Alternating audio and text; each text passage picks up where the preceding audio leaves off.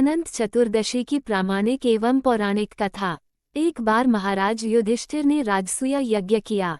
उस समय यज्ञ मंडप का निर्माण सुंदर तो था ही, अद्भुत भी था। वो यज्ञ मंडप इतना मनोरम था कि जल व थल की भिन्नता प्रतीत ही नहीं होती थी। जल में स्थल तथा स्थल में जल की भांति प्रतीत होती थी। बहुत सावधानी करने पर भी बहुत से व्यक्ति उस अद्भुत मंडप में धोखा खा चुके थे। एक बार कहीं से टहलते टहलते दुर्योधन भी उस यज्ञ मंडप में आ गया और एक तालाब को स्थल समझ उसमें गिर गया। द्रौपदी ने ये देखकर अंधों की संतान अंधी कहकर उनका उपहास किया। इससे दुर्योधन चिढ़ गया। ये बात उसके हृदय में बाण समान लगी। उसके मन में द्वेष उत्पन्न हो गया और उसने पांडवों से बदला लेने की ठान ली। उसके मस्तिष्क में उस अपमान का बदला लेने के लिए विचार उपजने लगे। उसने बदला लेने के लिए पांडवों को द्यूत क्रीड़ा में हराकर उस अपमान का बदला लेने की सोची। उसने पांडवों को जुए में पराजित कर दिया। पराजित होने पर प्रतिज्ञानुसार पांडवों को 12 वर्ष के लिए वनवास भोगना पड़ा। वन में रहते हुए पांडव अनेक कष्ट सहते रहे। एक दिन भगवान कृष्ण जब मिलने आए, तब युधिष्ठिर ने उनसे अपना दुख कहा और दुख दूर करने का उपाय पूछा।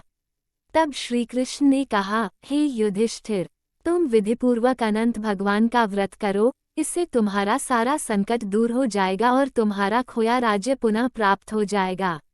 इस संदर्भ में श्री कृष्ण ने उन्हें एक कथा सुनाई। प्राचीन काल में सुमंत नाम का एक नेक तपस्वी ब्राह्मण था। उसकी पत्नी का नाम दीक्षा था। उसकी एक परम सुंदरी धर्मप्रायण तथा ज्योतिर्मयी कन्या थी, जिसका नाम सुशीला था। सुशीला जब बड़ी हुई तो उसकी माता दीक्षा की मृत्यु हो गई।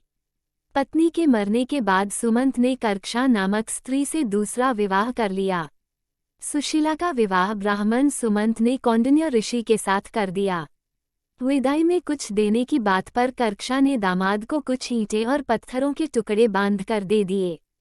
कौंडिन्य ऋषि दुखी हो अपनी पत्नी को लेकर अपने आश्रम की ओर चल दिए, परंतु रास्ते में ही रात हो गई। वे नदी तट पर संध्या करने लगे। सुशीला ने देखा वहां पर बहुत सी स्त्रियां सुंदर वस्त्र धारण कर किसी देवता की पूजा कर रही थीं। सुशीला के पूछने पर उन्होंने विधिपूर्वक अनंत व्रत की महत्ता बताई। सुशीला ने वहीं उस व्रत का अनुष्ठान किया और 14 गांठों वाला डोरा हाथ में बांधकर ऋषि कौंडिन्य के पास आ गई। कौंडिन्य ने सुशीला से डोरे के बारे में पूछा तो उसने सारी बात बता दी। उन्होंने डोरे को तोड़कर अग्नि में डाल दिया। इससे भगवान अनंत जी का अपमान हुआ। परिणामत ऋषि कौंडिन्य दुखी रहने लगे। उनकी सारी संपत्ति नष्ट हो गई। इस दरिद्रता का उन्होंने अपनी पत्नी से कारण पूछा तो सुशीला ने अनंत भगवान का डोरा जलाने की बात कही। पश्चाताप करते हुए ऋषि कौंडिन्य अनंत डोरे की प्राप्ति के लिए वन में चले गए। वन में कई दिनों तक भटकते भटकते निराश होकर एक दिन भूमि पर गिर पड़े। तब अनंत भगवान प्रकट होकर बोले, हे कौंडिन्य, तुमने मेरा तिरस्कार किया था, उसी से तुम्हें इतना कष्ट भोगना पड़ा। तुम दुखी हुए, अब तुमने पश्चाताप किया है। मैं तुमसे प्रसन्न हूँ। अब तुम घर जाकर विधिपूर्वक अनंत व्रत करो। 14 वर्ष पर्यंत व्रत करने से तुम्हारा दुख दूर हो जाएगा। तुम धन धान्य से संपन्न हो जाओगे।